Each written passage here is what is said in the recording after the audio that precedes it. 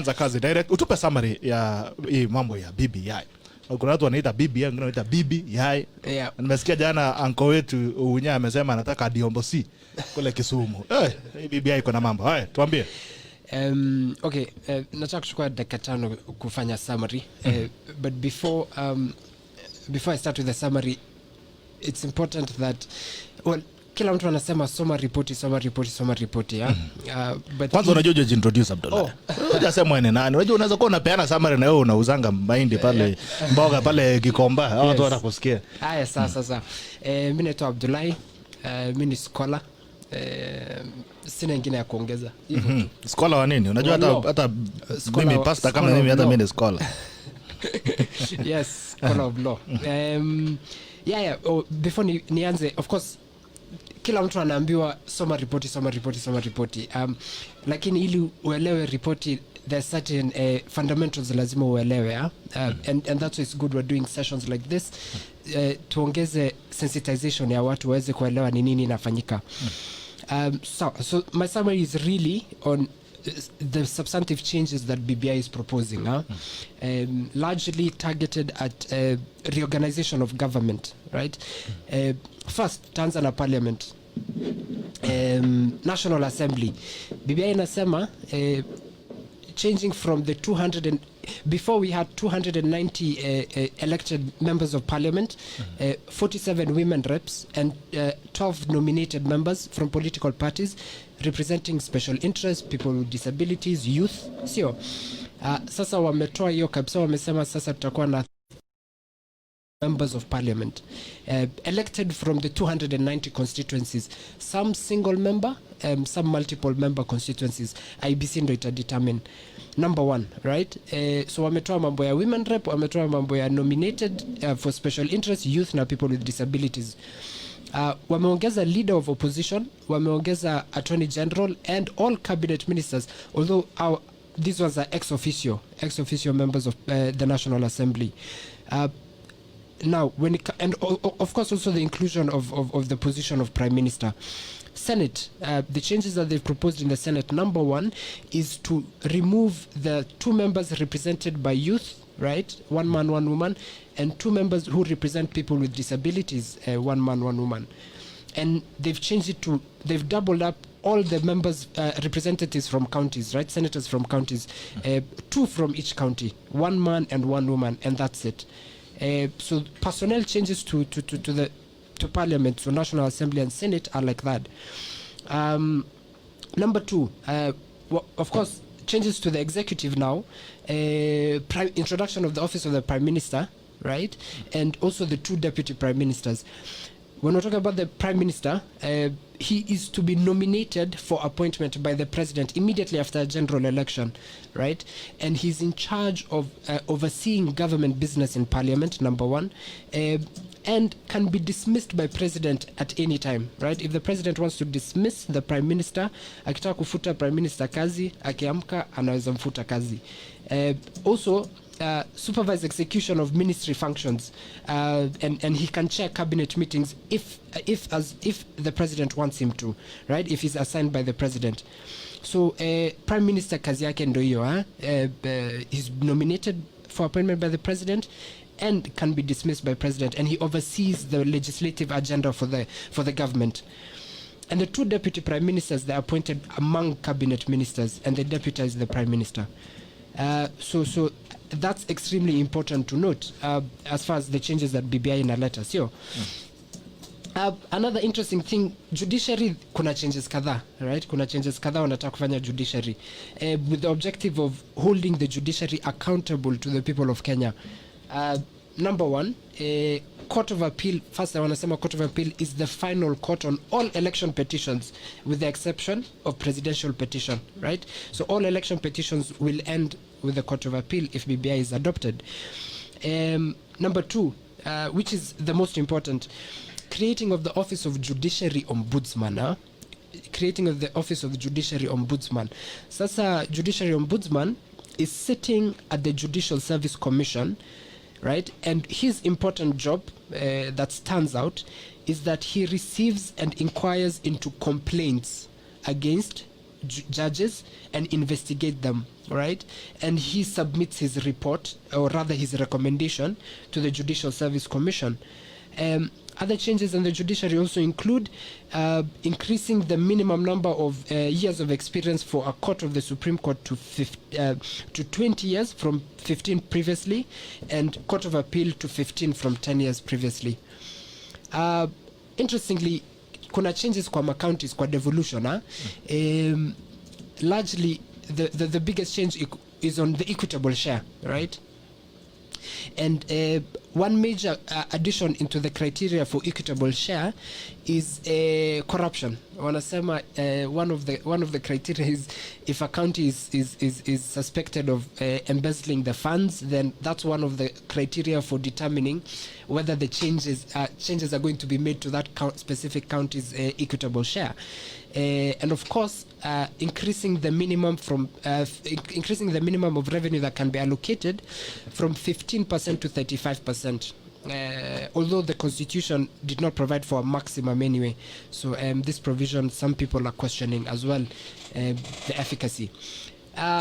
Another major change that's extremely important for people to note when it comes to independent bodies, right? The specific one I want to address is the IEBC. The IEBC, where the members of the commission are capped at 7 members, and 4 members are going to be representatives of political parties. So it's going to be interesting to see what the rest of our panelists here think about that. Yeah. So those are the salient features that I thought, as I read the report, were important to note and at least give a foundation for today's discussion. Yeah. All right. On the same thing, I just wanted to pick on the same summary. Where does the PM come from? Where does the Prime Minister come from? From Parliament. From members of Parliament. Yeah. Oh, from the majority or the minority? Majority. Yeah, from the majority. Yes, and he's nominated by the President. And the National Assembly approves, right? And it's very interesting. I think that people should know that the President can dismiss the Prime Minister. He has the power. If he works up on the left hand, he's left-handed anyway. Let's assume he works up on the right hand. Exactly. Because then he can decide to fire the Prime Minister. So I'm just picking on your summary. I'm just picking some of the feedback from the viewers and some of the things about where does it come from. And there's another question: is he an elected MP or it can even be a nominated one? We can decide to nominate AMBANI in the Parliament, and then the President comes and says you're going to be the PM. Or is there a criteria or no qualifies to be? There was no nominations of members of Parliament in the Constitutional Amendment Bill. Yeah, all elected, 360 members from 290 constituencies. Yeah. Okay. All right. That will be interesting to see what happens. Acha niingia kwa wadozi wako tuambie wako na summary yao gani pia, so that we see we are going to get the feedback. As you pick also feedback kutoka kwa wananchi, alafu tujue itakuwa. Acha nianze na wewe Ambani vipi? Habari ya leo? Naona leo umetulia kabisa, ama niende umeleta bibi ya? Hii imenituliza. What are some of your thoughts on the structure? Hii BBI imenituliza. I wish I didn't read it. You've already read it, unfortunately. Or fortunately. Yes, one of my favorite writers is Chinua Achebe. And he writes about this man whose house is on flames, it's burning. And he leaves the house burning to pursue a rat fleeing from the flames. And he follows the rat and leaves the house to burn completely. I can't see a better analogy to explain our situation today than that. In fact, the man Achebe talked about was better because he ran away and pursued a rat. Ours have run away to pursue cockroaches, running away from the flames. Yeah, I think what is annoying me is the fact that we know the problem of our country. It is not constitutions, it's not laws. In fact, as Ngoi always says here, is we have an inflation of laws. The problem in the country is leadership and integrity. It's a question of ethics that we are lacking. And that is just a thing of good manners, which people can learn, or should learn, or must learn. we have run away from that to pursue all manner of things. Reading the BBI report at night, I was very, very annoyed. I don't know whether you guys have seen. For example, there's mention that NIS should be vetting public officers. It says that. What Abdullah just said about judicial ombudsman is even more annoying. We all know the battles they've been having with the judiciary. And now they want to crown it all by appointing someone in the judiciary to harass or intimidate judges. Surely, what kind of country is that? Hiyo ndio anaitwa ombudsman sasa. Yes. Maybe because just the first take, so that Omollo can also have a take before we go into serious conversation. I looked at it and wondered whether there was any educated person on that panel. Or learned. I could go on and on. Someone is even mentioning privacy in the Bill of Rights. Privacy is already protected by the Constitution. How someone is still thinking about it is unimaginable. If you're thinking about privacy in the digital space and protection of your personal details, the courts have already spoken. If Kenyans remember the case on Huduma number, court spoke strongly about the need to protect individual or private information that they gather in interpreting our Constitution. How do you wake up and think that is something that you want to take for referendum again? Remember, by the every amendment to the Bill of Rights must go to the referendum. So I don't understand what is happening there, and that is why I said that thing must have been done by someone who is out of his mind, pursuing cockroaches while the house burns. Omollo, what's your take on this? That's the take on the summary. Yeah. All right. Omollo. I like the imagery that you used, and I actually think that this person who is abandoning the house and running after the rat is actually right. Because it's an admission that there is nothing important for them in the house. And they suspect that rat could be running to some hidden granary somewhere. So they're more concerned about Your what mic, please. the Get rat closer to is your mic. likely to do in terms of wrecking their store. So they're very right to be running after the rat, because that rat is likely to mess them up in a big time. They don't care In about fact, this country. Ambani has made it better. I say they're cockroaches. No, I actually think they're running after the rat. They see the rat. They know the rat would mess up their fortunes, so they must deal with the rat. But yes, I also ran through the BBI report. And at the end of the day, I felt like we are going back into time. The era that this report seeks to usher us into, I think, is in the past. And it's a past that most of us are not happy about. I think BBI presented a wonderful opportunity for us to have reflections as a country. I must say that this opportunity has been squandered. As a country, we have got problems, yes. And some of them do not even require intensive investigation and inquiry.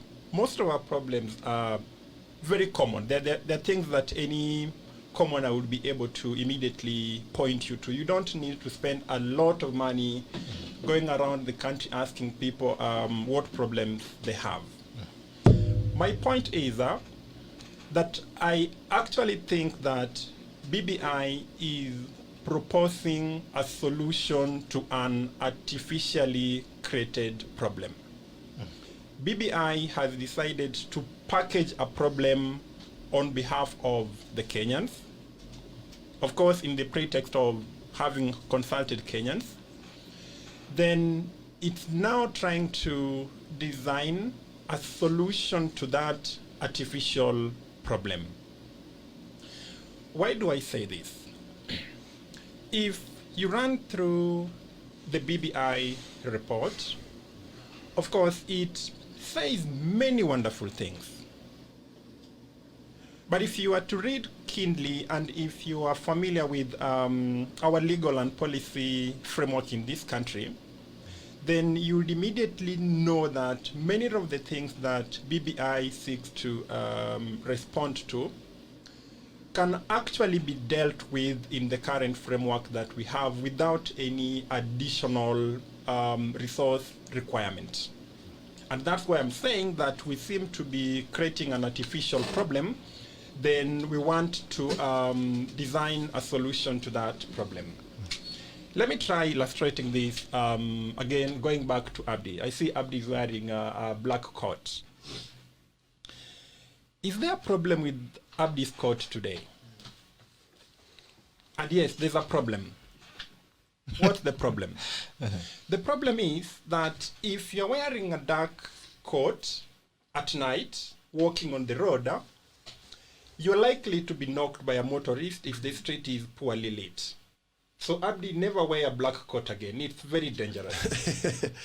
So we need BBI to change his coat. Yes, to change his coat. But you see, I could be proceeding on a fourth premise. Abdi does not intend to walk in a poorly lit street at night today. Abdi drives a car for what I know.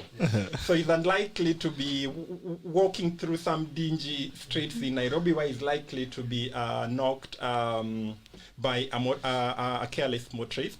The point is that problems exist. If you ask anybody today if they have problems, they certainly do.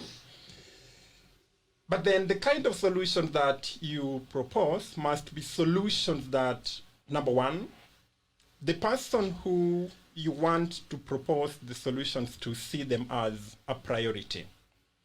And the solutions that you're proposing must be designed in such a way that ultimately they should achieve the goals of the person for whom you are designing them for, which I don't think is the intention of BBI.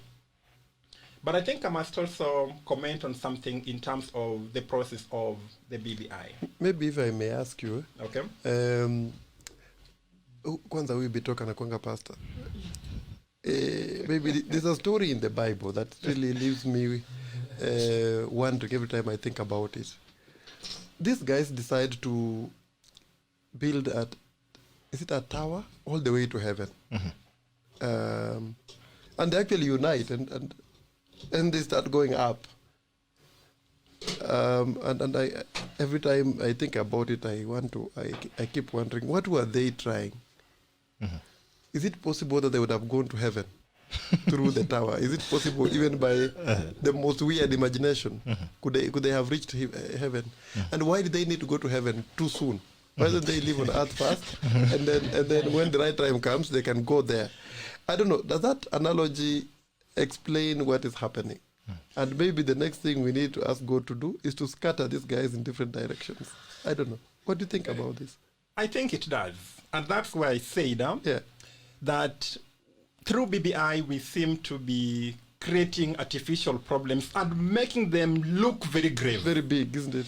If you see the kind of investment that has been put into the BBI process, you immediately get the impression that without BBI, we are headed to the worst situation. Yeah, that's true. In fact, they make you panic.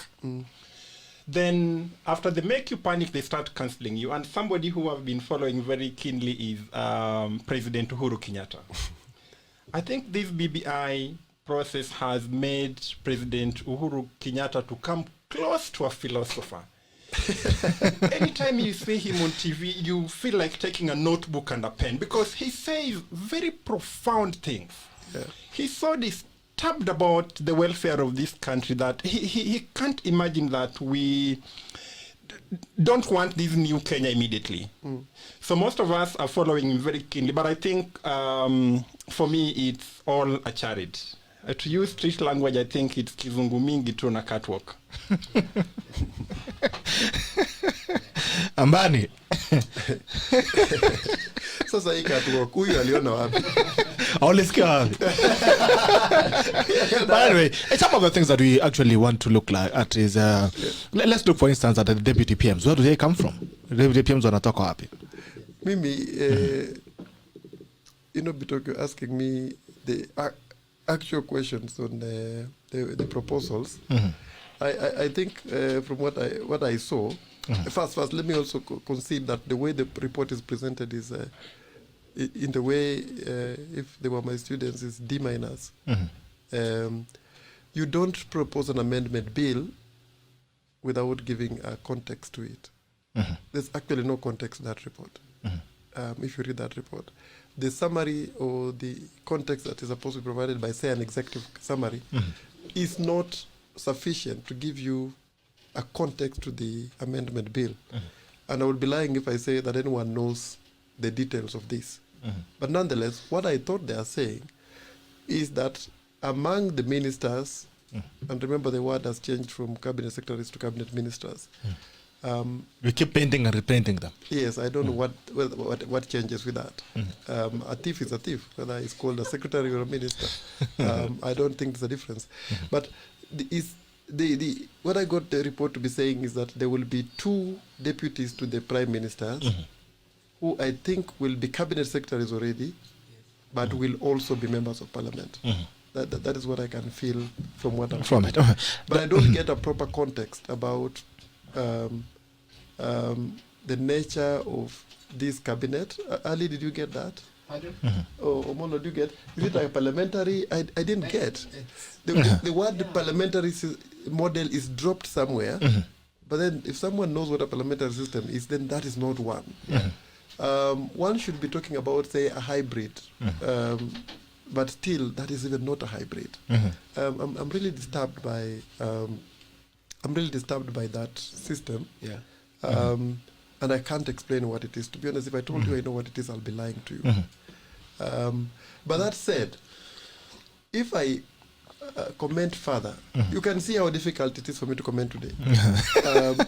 Because it's difficult to react to something that doesn't make sense. If you don't know, my profession is constitutional law, and I've taken years studying it, taken degrees in it, several degrees. And to see someone just, I don't know, I could use worse language today, allow me to shit on something you take so dearly, is to annoy you, is to intimidate you, is to really violate you as a person, as a career, as a profession, as a discipline. And that's what has happened. What was offered is not a parliamentary system. As Ali was saying earlier, when we had conversations, it is a glorified majority leader. That's what the Prime Minister is. It's a glorified a decorated majority leader. I'm just picking some of the comments from the viewers. Another question is, if a president, there's no assumption that actually the president comes from the majority. A president can come from the minority. Just on point 207. When Kibaki won in 2007, he had the minority in parliament. So in a case where the president comes from the minority, where does the prime minister come from? You see, those who are asking those hard questions, they're too clever for BBI. I don't know. The other panelists can answer, but they're too clever for BBI. Let me mention that this was the first report I've seen. I've seen so many reports on constitutions. The first report I saw on the constitution and the draft constitution was done by, I think, civil society organizations in the 1990s. LSK also did a draft constitution in the 1990s. Then come Yash Gai, and in 2002, Yash Gai did the first report, draft constitution of Kenya that went to Bomas. And after that, we have had so many reports as well. Remember Naivasha and all that. All those reports, if you look at them keenly, give you a context to the constitution they are discussing. They give you a background and a description of what they are proposing. When I skimmed through this, to be honest, I'll be a liar to tell anyone that I know the answer to that question asked. I don't know. So maybe our cousin from America. I don't know what happens when the president comes from majority and the prime minister has a majority, I don't know. The report doesn't give me that scenario. And it doesn't anticipate it. I don't know whether you got any. Cousin.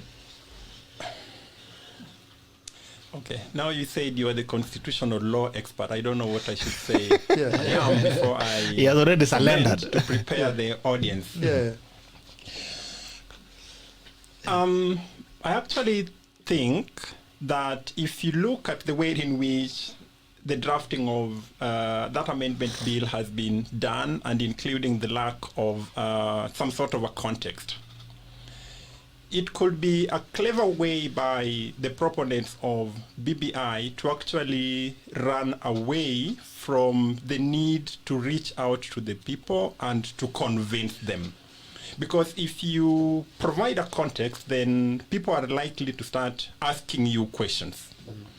So what the BBI team has done is to start by assuming that we have all agreed on where we want to go. So that if you propose a question and ask, why do we need a prime minister? Then people look at you in a very startled way. They're wondering, what are you talking about? This is something that has already been agreed on.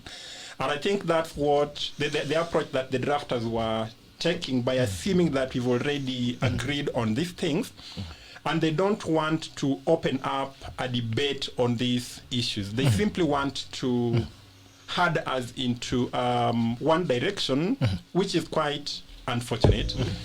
When you spoke now, I got an answer. Okay. I am the constitutional law expert. When you spoke, I got an answer. Unajua, He needs to return his degrees. I think you are the expert. Because when you spoke, I got the answer. Maybe, I don't know whether you guys played football in the village. Ile ya sisi tulikuwa naita difundo. Ile ya Ile ya one touch ama gani? makaratasi. Tunafunga makaratasi, we make a ball. Did you play that one? No. Sisi tulikuwa tunacheza na mpira sawa sawa. You're a dynasty. So you would come with that ball, and if you are the owner, you start the game, and there are no rules. There's no context to there's no definition of anything. Yes. So inaweza kuwa tumesema ni 2 touches when it favors me. When I realize that you guys are beating me, then I say no, ilikuwa 2 touch, but we don't include the chest and the head. Those are not included in the definition. Then those kind of things. The rules keeps changing to suit my my circumstances, and I make sure that I don't define the game beforehand, so that I keep changing the rules so that it can suit my circumstances, so that I can always win. I don't know. When you spoke, I almost thought that could be what they're also doing. You just said you got it. Now you're saying you almost. I got it. Okay. That's what I'm saying. Although remember again, Yes. well, the rules will keep changing, but remember a time would come if you are beating the team where the owner of the ball is. He can actually decide to beat the ball. There's a problem. And I think that's what BBI has done to us. They've packaged it and said, this is the best thing for this country. Yeah. So don't doubt it.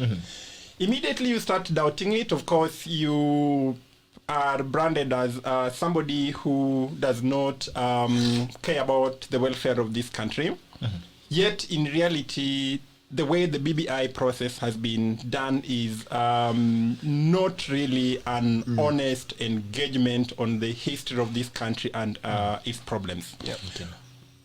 Which is sad because if you look at the history of constitutional law reform in this country, let's not forget that the achievements that have been reflected in these 2010 constitutions have actually been achieved on the basis of loss of life, and people have fought for us to be able to achieve what we did in 2010. BBI provided a good platform for us to reflect about the inadequacies of the 2010 constitution. But I think ultimately what we are going to achieve is a clawback on what had been achieved in 2010 constitution. And I keep saying this to my friends. The 2010 constitution might not be the best in the world. But it is also not the worst constitution in the world. If we just decided to have good leadership, we can be able to make do with this constitution. All right. Ndio nirudi kwa ndugu yetu Abdullahi. I want to get back to you, our constitutional expert, as you said. And if you don't answer this now, I'm going to take away your degrees. All right. The thing is, let's look at this. We've been talking about the issue that have been brought out very boldly is an issue of winner take it all. Now it looks like we're getting to a point where the winner takes everything. the president comes from the majority party, appoints the prime minister from the majority party, and then we have all the other deputies. Where is the position? Because the only place we are giving the opposition or the second runners up is the official opposition, which was there in the 90s. And I agree with OMOLLO when he says that we are actually going back into time. It's like we are reversing the time clock. The question is, office of the majority leader was held by Kibaki and Matiba back in the 90s. We brought it back, and now we are saying we want to fix the issue of winner take it all. I'm not seeing any balance. It looks like now the winner is taking everything, because if you're taking the presidency and the PM, and the deputy presidency, where is the debate on that? Shida yako bitoko ni moja tu. You are taking these people too seriously. They are not serious. Yeah. A lot of Kenyans are taking them seriously. I wish to announce to the Kenyans listening to me today not to take BBI seriously, except as an example of bad leadership. Let me answer you. Actually, now that's what I was saying. If this was a dissertation and I was to mark it, I would give it D-. For this simple reason, there's no connection between what it proposes to solve and the solutions it provides. So, if you are saying that, like you say, the problem has been the winner takes it all, and it makes us fight, and that nobody should fight again because of elections, then you can't propose that system that they have given. I don't know which Kenyan will be stupid to imagine that the prime minister that is appointed under this constitution is going to be inclusion. That when we appoint a person from your community to this position, is going to be included in government. Trust me, that prime minister is far weaker than Matiangi, is far weaker than Murkomen and Karikangata. Who is that? Kimunya, those people that have served as majority leader. For obvious reasons, that guy is at the mercy of the president. Is appointed by the president, is sacked by the president. His power is limited to pushing the legislative agenda in parliament.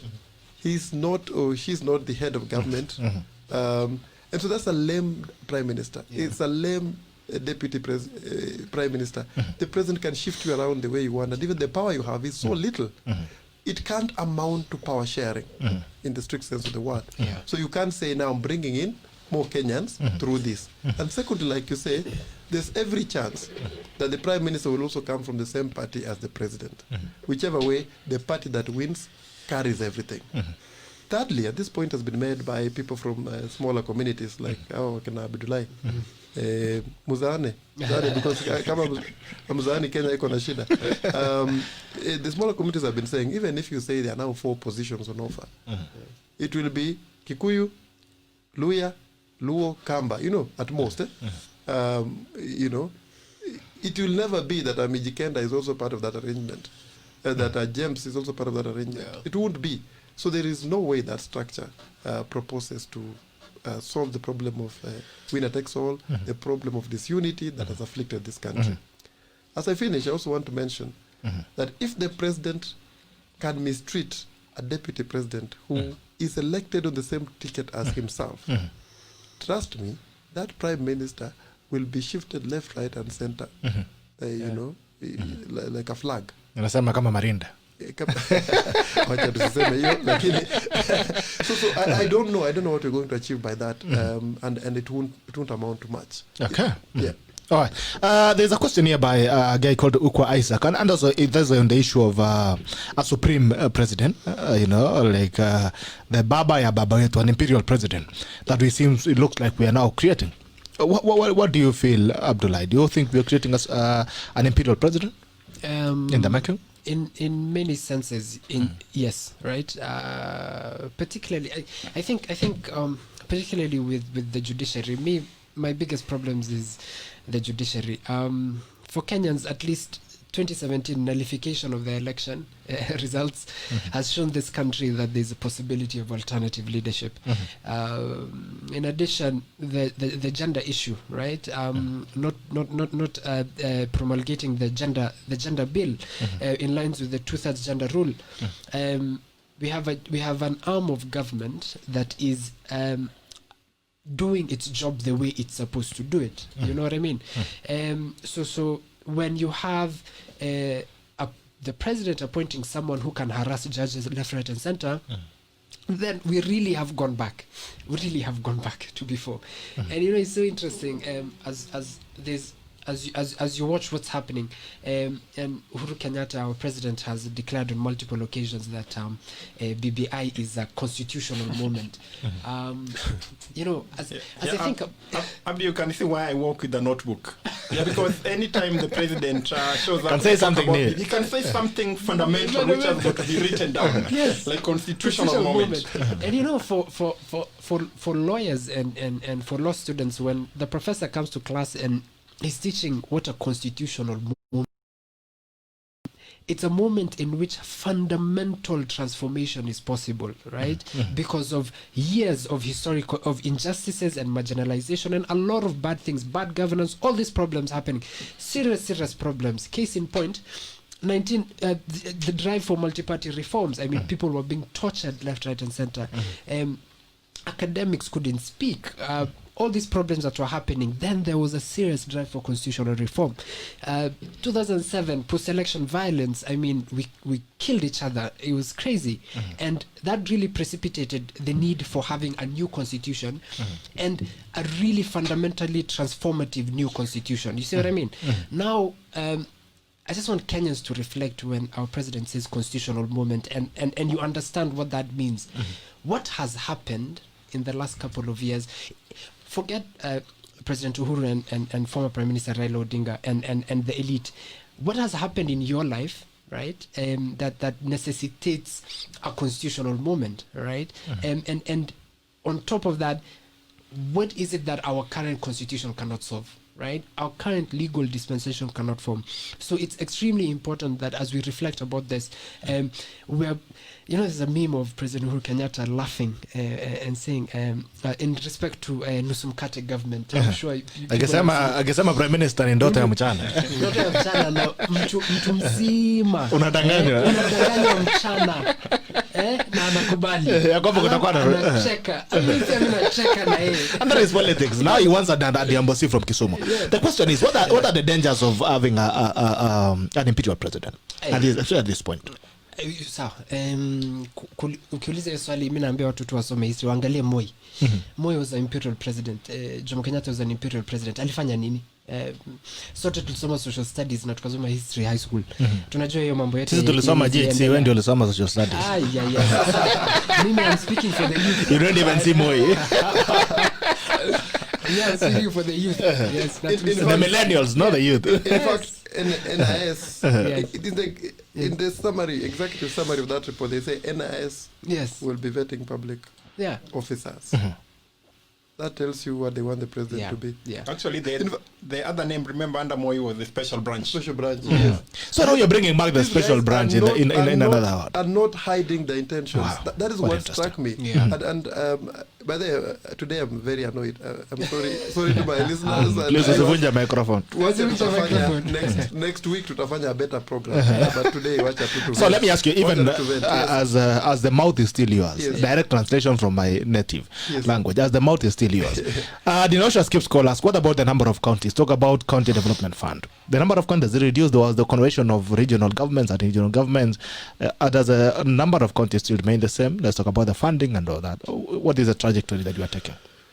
I saw the counties remain 47. Abdullah can confirm. Yes. Like I'm telling you, I had difficulties reading the report. It doesn't make sense, but I think the counties remain 47. There's an introduction or proposal that we introduced the word fund, development fund, word funds. I think something close to CDF for MCS.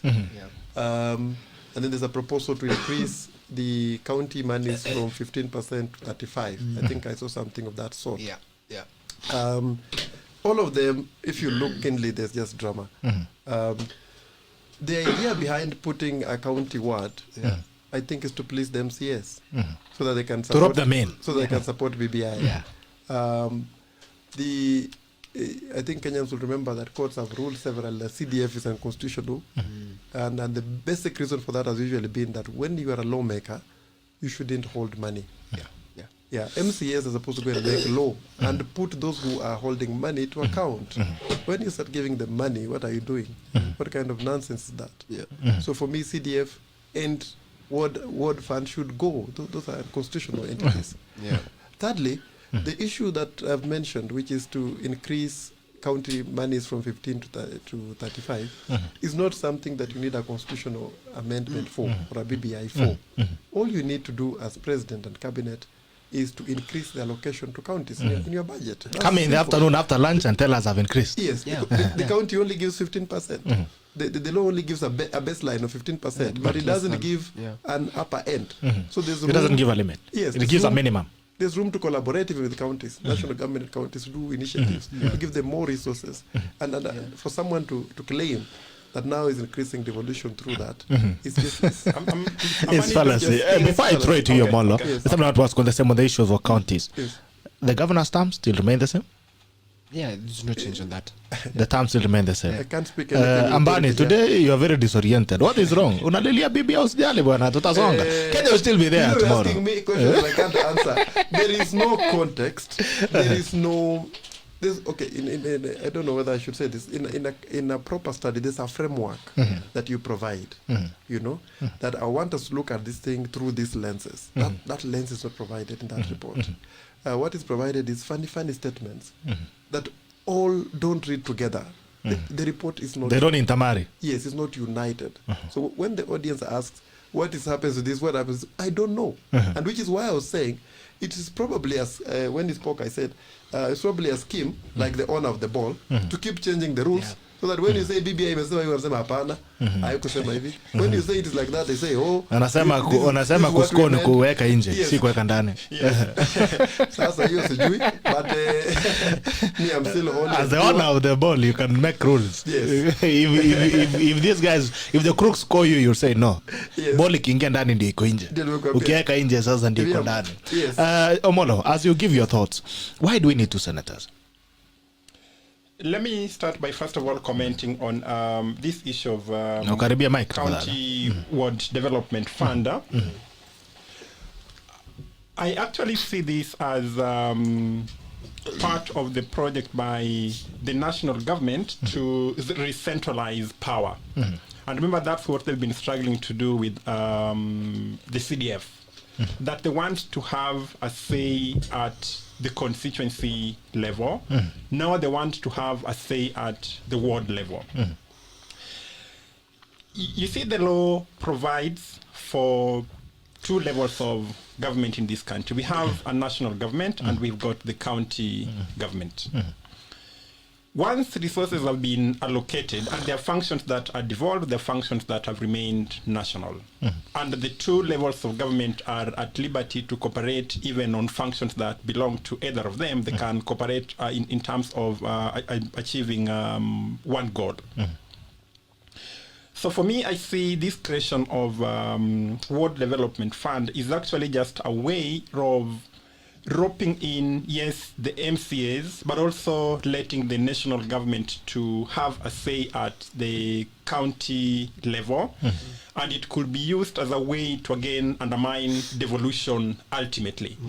Because if the national government is able to have good conversation with MCAs, which runs counter to a county government's agenda, then that's the way they'll end up undermining devolution, and you must recognize that for what it is.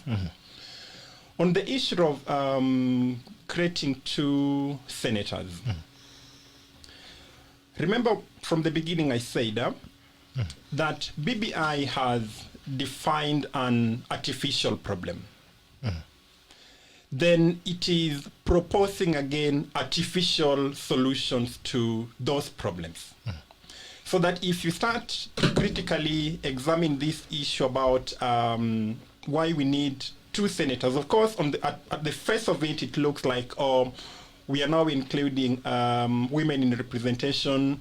We are enhancing representation. We'll not only have one senator per county, we'll be having two. So that's a good thing. But if you look at it in terms of the real meaning of representation and even the cost that that would introduce, then you ultimately realize that it's all rubbish. And I say that it is true that as a country we have problems. BBI provided a good avenue that we should have used to reflect about this. That opportunity has been squandered by the elite amongst us. And I don't know where the Redeemer would come from. It is true that there are many things that need to be changed, even in the Constitution, but I don't think BBI is providing the right avenue for us to be able to have this conversation and to resolve these issues. Because if you look at the way BBI generally is designed, it's a move from the top. It is the top that has recognized that there's a problem with the Constitution, which might actually be an admission that the Constitution is pro the people at the bottom, and this is now a coup against the people. Remember last week AMBANI said that the Constitution 2010 was actually a coup against the political elite. So BBI, I think, has been introduced as a counter coup against the people, and we must recognize it for what it is. Thank you. All right. I'll get back to Abdullahi, because he's a young person. I want to ask him a question on young people. I'm glad that you've talked about you being Douglas. We've lost Abdullahi's camera. You need to fix it. Anyway, I'll throw some question back to you, AMBANI, as we're fixing Abdullahi back online. There's the issue. There is the issue of the one you've talked about, the 15%, the revenue allocation. We have not yet achieved the 15%. That is number one. We're still struggling with achieving the 15% revenue allocation. Where will we get the 35% in a country that is perennially operating on loans and overdraft? I don't know. And that's why I don't take this report seriously. Remember, the president has been undermining devolution and his government for all these years. When the Constitution indicated 15%, it was 15% of the last audited reports. Initially, audited reports would be 2-3 years behind. So you are probably talking of 800 billion budget, 15% of, when at that time we're in 1.3 trillion. You see? And all the time we got 15% of an older budget that was younger, or smaller, at infancy. So we were conned all through, and the same guys that have been conning devolution are the same ones saying now we want to increase to 35. And What's stopping them? What's stopping them from getting 15%? Nothing stops the presidency from increasing county monies. Yes. But having said that, the body language, if you look at what's happening in Nairobi, to take over a civilian government and put it in military hands. If you look at all the things that have been done against devolution, there is no way we can say that the current setup supports devolution. It's not possible. So I said early, and I think I still insist, that the problem of our country was not laws. There's already an inflation of laws. The problem was principles of ethics and leadership. Those are lacking.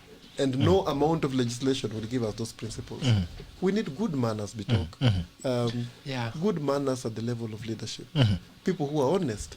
For instance, the whole BBI exercise should allow us to have a Truth, Justice and Reconciliation Commission. Surely. Someone should ask hard questions. Why did we waste all the resources that the state has put at our disposal to do such a silly job? I may also... allow me to just vent. If you look at the commissioners that sat in the Constitution of Kenya Review Commission and their qualifications and experience in matters of the Constitution and law, you cannot compare with this assemblage that did BBI report. I'm talking about Yashpal Guy. I'm talking about Okoth Ogendo. I'm talking about Gitu Muigai. I'm talking about Mutaka Kangu. I'm talking about PLO Lumumba. Remember those minds that were in the initial commission. Do you have a single one in this one that can even match those minds? So if we start diluting the processes that we have already achieved, the gains that we have already achieved, then we are going backwards. We are walking backwards. And if we walk backwards, obviously we shall fall in a ditch. I also need to mention that there are many reports in this country already that have made serious suggestions. I have in mind the Truth, Justice and Reconciliation Commission report. I have in mind there's several land reports that have been made, Ndungu reports, whose implementation we have never even attempted. Some we've not even started. So for somebody to lie to you that all of a sudden they have discovered serious violations in our country, serious historical violations that now they need to address, and the only way to address it is through having a prime minister in parliament, I think that person is really, really lying to us. And we must stop it. We must stop those people in their game. Finally, I noticed, that I don't know that Bly can confirm, that there was no mention of land in the Constitution. If someone was genuine, if someone was genuine about historical injustice, remember the pillars we had in the 207 that caused violence. One of them was just land. You know, land was a major issue, and the reforms that we needed to do, socioeconomic inequalities.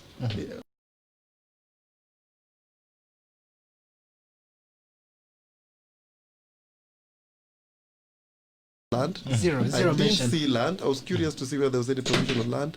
There was zero mention. And that tells me that whoever is doing BBI is really running away from the real fire, is actually fleecing, following the cockroaches that are fleecing from the flames. That's annoying, Bitok. Surely it's annoying. And I think I want to lead the nation today in a day of national mourning.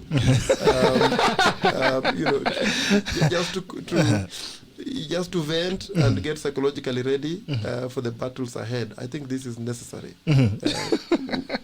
Trust me. National mourning. It's serious. Because they're going to come here and arrest us every day now. At least they didn't say the NIS will be vetting the media, so we could be safe. You never know what could happen in between. To introduce an imperial president, like you already said with Abdullahi there. When the president wants to appoint the ombudsman in the judiciary.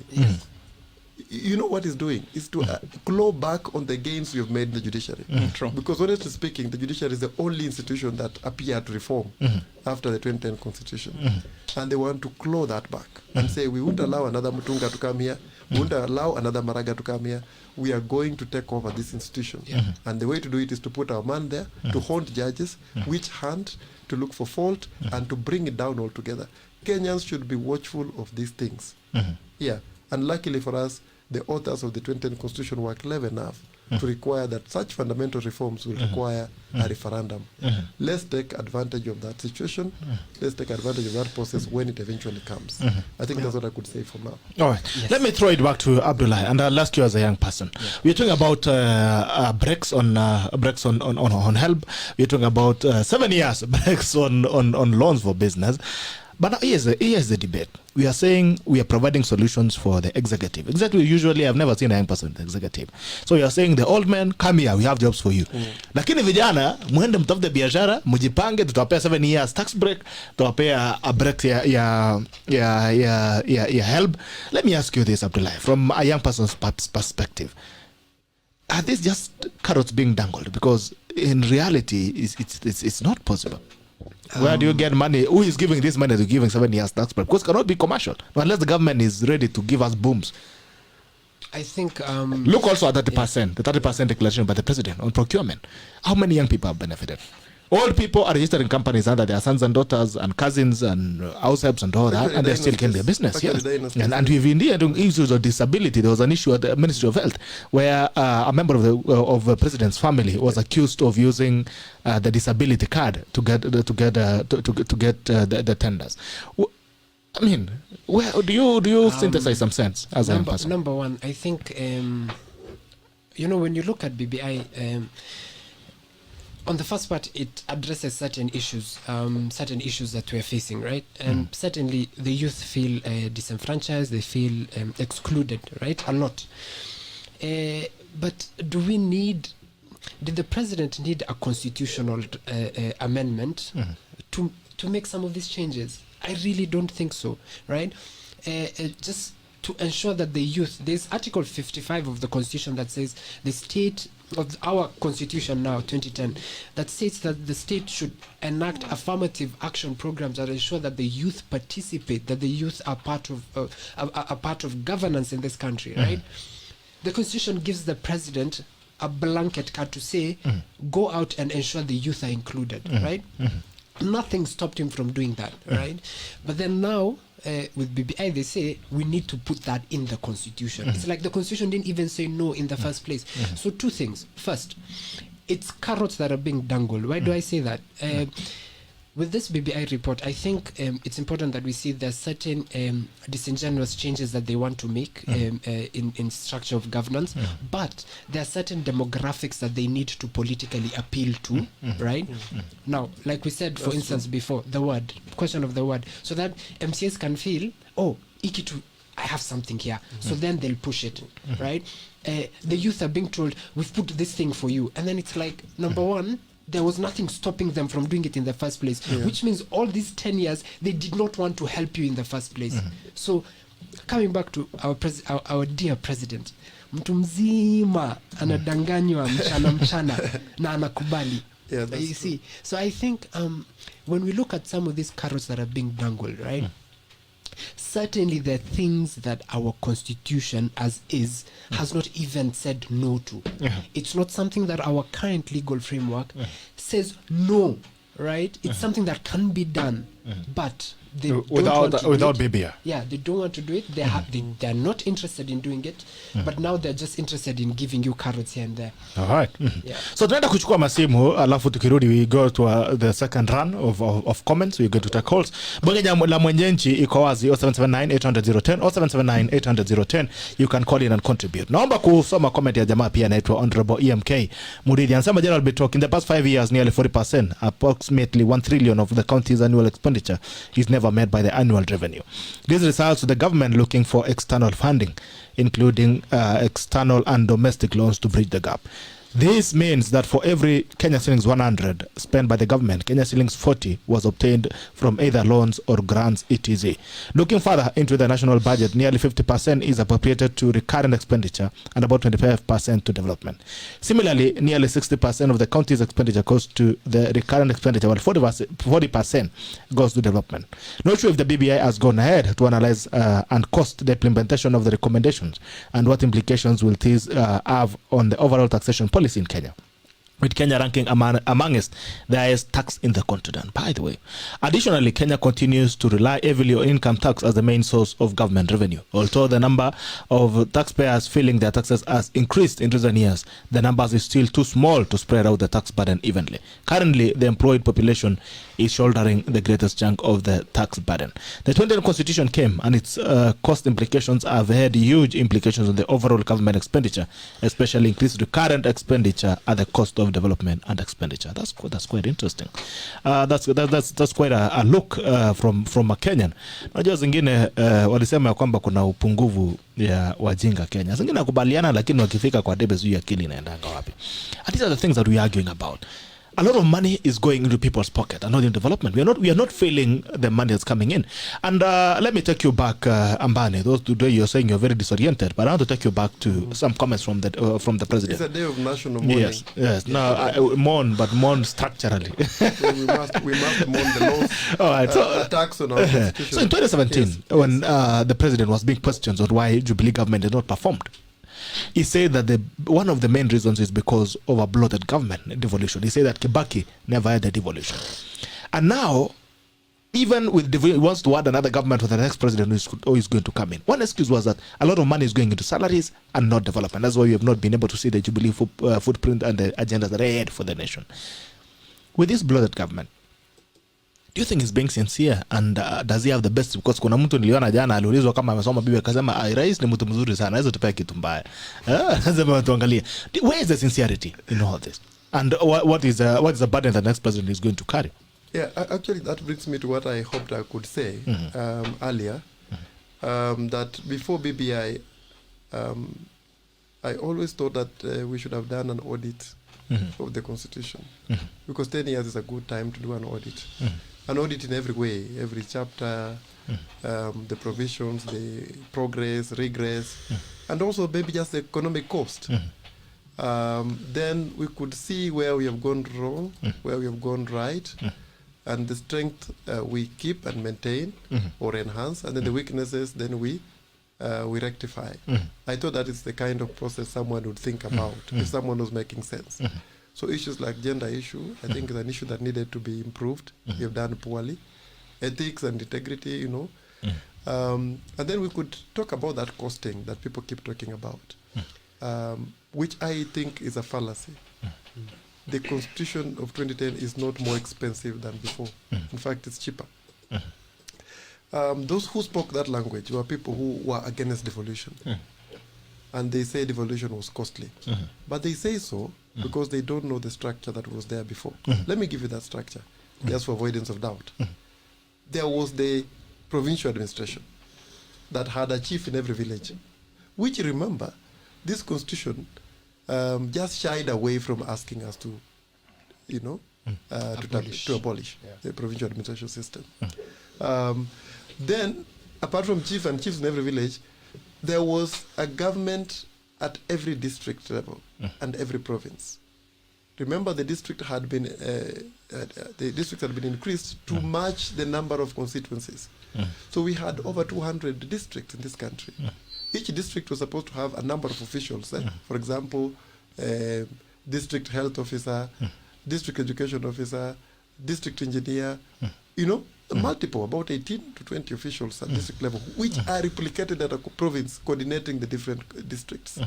Then we had local government, the county, we used to call them the Kanjoras. Kanjo. In Akutoko, for example, my county, Kakamega.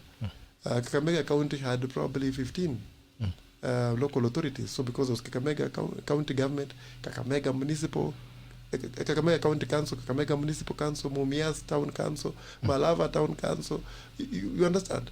There were several, close to 15 in one county, all of them having councillors. You know, you go to, I don't know, your county was in Gishu. Yes, it was in Gishu. Probably had several town councils. Do you remember any? Wareng, there was the major one. Wareng was the major one. There were several. Yes. Kisumu, we even had a Hero town council as an entity of its own. Each one of them had councillors and a lot of expenditure. If you looked at those structures, they were not viable completely. And merging all that into a county was much more viable than having all these structures loose. Operating government budgets all over the place.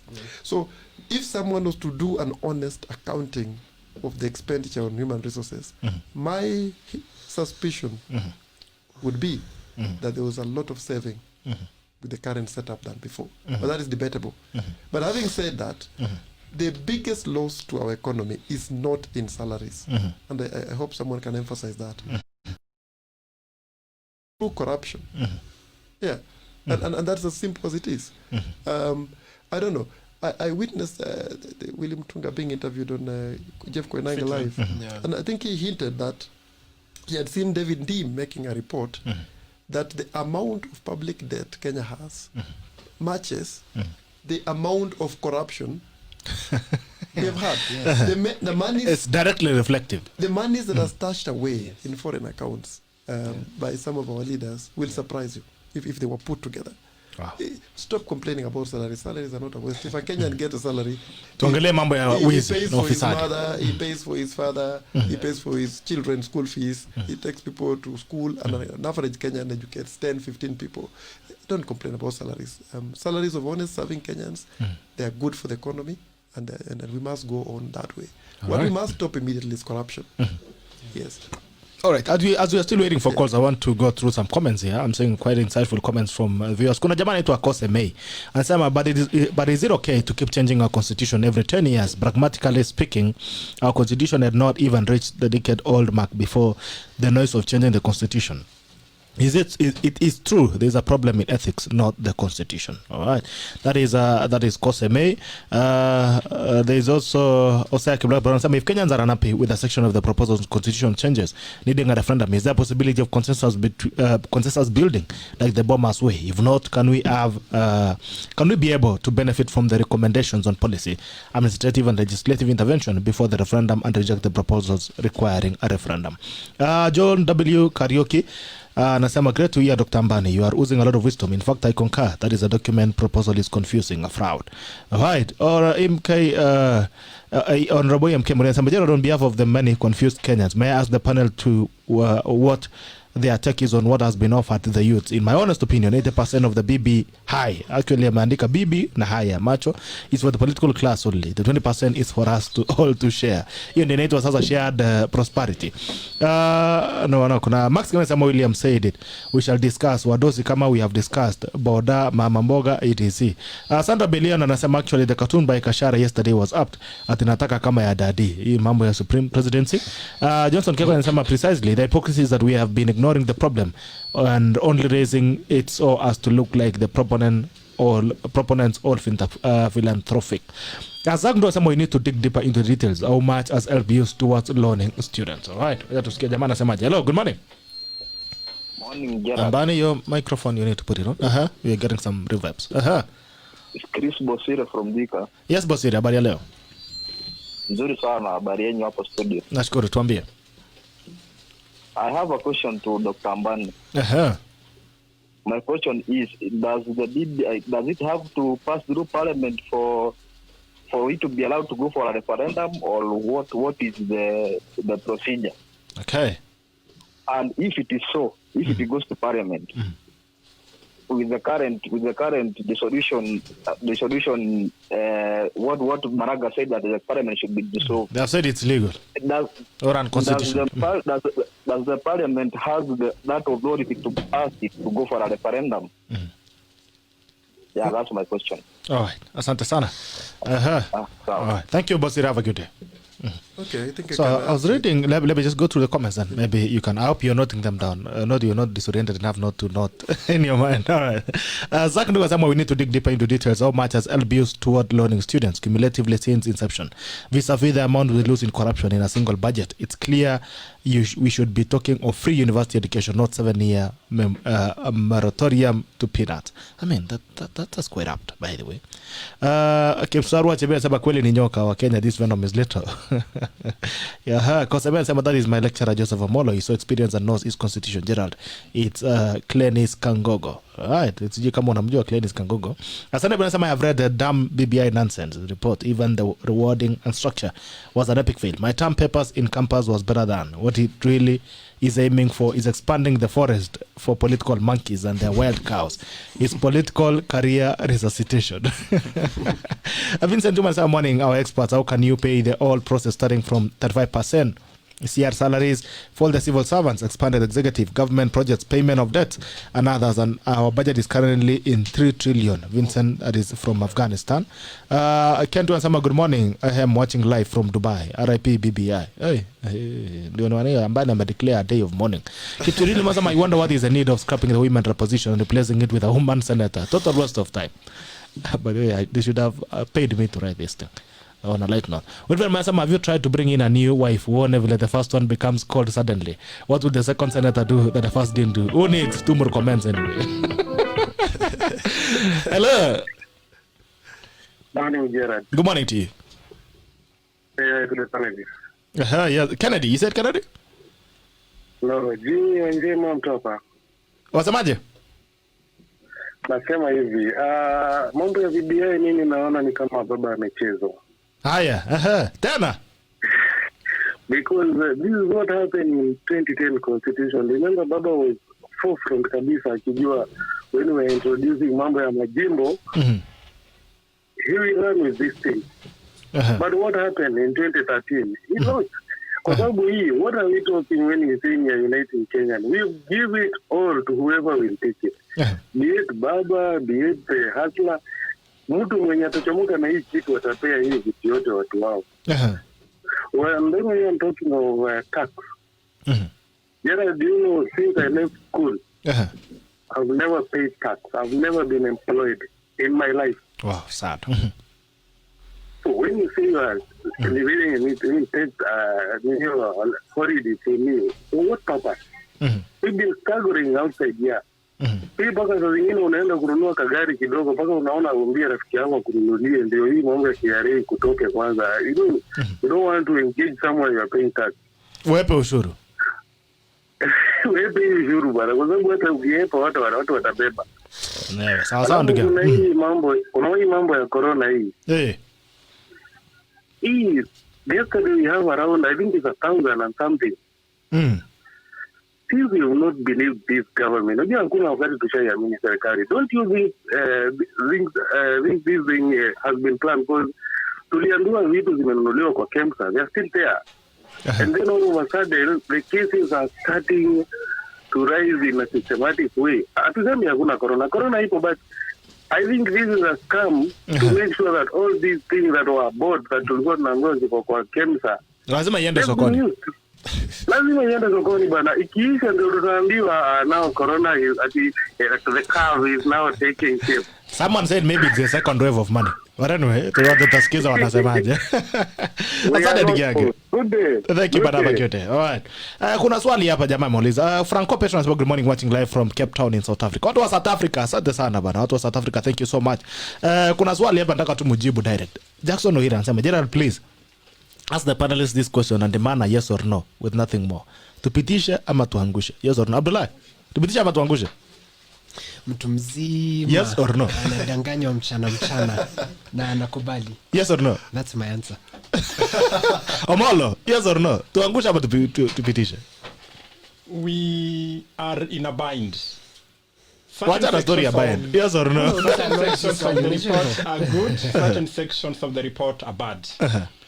Problem is that we've been put in a situation where we are being told that accept BBI and their costs that will be incurred, their benefits that would be incurred. But I think if I was to take yes and no, I would say no. No. All right. Ambani, yes or no? No. Okay, that's very good. Jason Kwej, the issue of airplanes was placed in the report just to wing the youth. The idea that the payment is wrong altogether. It is the responsibility of the government to offer free education and give employment. Naona EMK anasema niona hiyo nishasoma comment yako. Evangelist Joakim anasema wow, these are rich-minded men. Is to BBI is another major mess to Kenyans. Keep it up, Kenyans Manandi County Assembly. Anasema thank you, that's my main concern. Nimeona ya Kose pia, I've read yours. Vivian Kogo anasema good show Gerald Bitoka, asante sana. Everything has to do with Uhuru and Raila is big scam. BBI is just a costly upuzi in capital letters. Naona Johnson Kaita makes up the sound. Peter Mudama, I think university should be free. Mudama, Baba changes the constitution for his own good. 2010 and all the time, selfish demand. Maria Sipkirui, morning Gerald, why don't we start community mobilization to shed more lights to communities and Kenyans at large about BBI? Tunangoja pesa ya BBI watupe tuende mashinani. Sisi tuonje serikali na testing yadi. Sandra Belen, how do we believe in Naninja atakupea that 5% yet 15% as in drama and vipindire? All right, guys, let's run into the second wave of comments. There is a question that was asked directly. Dissolution. Allow me to answer. Then I have a meeting. Okay. I could walk out after that. No, you cannot walk out. We are. I think we only have 15 minutes to do. So you can finish. Then we funga pamoja. You cannot leave us in midway. Lazima tufika Canaan pamoja. Ama tu umeona mamba. Nilikuwa mkutano nimechelewa. Ilianza kitambo. Maybe we finish in 10 minutes. But because I think we've addressed more of my take. The question I was asked is whether we need a referendum or whether it will go to parliament. The constitution almost ranks its own provisions. There are provisions that are so major that to change them you need a referendum. And those ones are the ones that touch on the structure of government and, for example, the Bill of Rights. Then there are those that are not that entrenched and could be amended without a referendum, just in parliament. What needs to happen now, and I need to say there are two processes of initiating it. One is usually called the popular initiative. You start by collecting signatures. I don't know whether you remember the time Raila alipata signatures nakaa kama ng'ombe. Ile kwa jazi ama ilikuwa kwa Kenya. That's one of the processes. Yeah, you start by you getting maybe 1 million signatures, take to county assemblies, and if you get more than half counties voting for you, you know, you go up that way. But it's tedious, and these are more very connected people. They won't start there. Likely they are going to start in the parliament, National Assembly and Senate, and there they require special majorities. And for those provisions that won't require referendum, they will have passed. Then the ones that require referendum then will have to be taken to referendum, in which me and you will have a chance to vote. There is also provisions that don't require the constitution at all. And one wonders why they've even been taken through BBI and all this madness.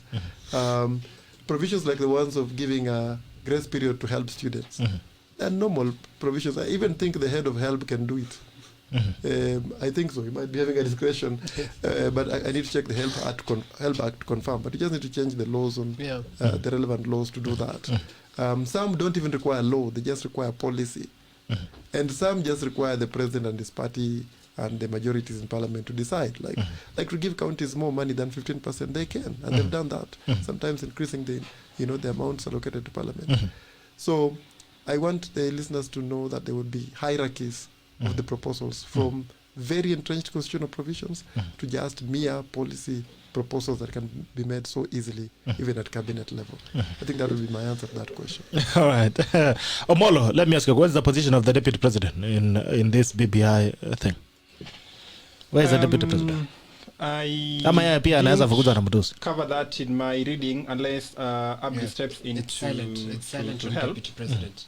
Okay, but I think something that I wanted to say is that if, again, you read this auspicious document that has been generated as the BBI report, and you can also see this from the language of the proponents of BBI, we seem to be blaming other people for our problems. We keep talking about our founding fathers and our forefathers. I mean, that's long history. Yet, in reality, most of our problems, we actually know the people who've caused them, and the people are amidst us today. And I think it's only appropriate that as we try to move forward, we must acknowledge that these people are amidst us, and they must take responsibility for the contribution they've made in getting us to where we are today. But you see, now we are creating the impression that we are trying to do our best at the moment. But the only hindrance we have is that in 1895, when the British came, they introduced a structure that binds us to do only bad things. Then again, in 1963, when we got independence, our founding fathers, we don't even know who these our founding fathers are, also introduced a bad system that, again, whatever we try to do today, we keep being held back. I mean, that's not the truth. If you want to apportion blame, let's apportion it in a fair manner. Let Uhuru Kenyatta and the Jubilee government take responsibility for the injustice that they've taken people through between 2013 and 2020 before they can tell us the way forward. We can't diagnose a way forward without diagnosing the problem properly. All right. Abdullah, Omollo has not answered the question. That's why I'll throw it to you, because you are the one who are giving us the summary. Where is the deputy president? Silent. In the question. Yes. It doesn't make any changes to deputy president. This in my reading. Although I was also seeing some reports on social media that some of the BBI reports that were circulating were fake. So we have to be very careful in the reports that we're reading in this era of misinformation. But the report I read, fully assuming that it was the real report. You see what I told you? There's no proper framework and context to this report. Exactly. Yeah. And that's why I say it's a D. Yeah. D minus. You see, before you put an amendment act, for law students who are listening, as a proposal, you must give it in prose. You must give the findings and conclusions in prose, and then now have a bill that proposes reforms at the end. You can't have a bill just randomly and you don't know where it's coming from. It's like a stone falling from heaven. That's terrible. So yeah, but on the president, that's it. Yeah. In a nutshell. All right. Give us, please give us your tackle of the day. Then we throw it to Amba. My tackle of the day. Mtu mzima anadanganywa. I think you're in love with that philosopher. Yeah, he's my philosopher. Mtu mzima na anakubali, hapo anacheka. So anyway, for me that's my tackle of the day. I am kusidanganywa. Mtu mzima, cousin kutoka America. What's your tackle of the day? I watched the president's reception in Kisumu yesterday. And with my limited biblical knowledge, it looked like the entry of Jesus into Jerusalem. And it's a good thing that Baba supporters are now supporting Uhuru as the new Messiah, or as we'll say at home, the Messiah. let's hope that this good relationship lasts forever.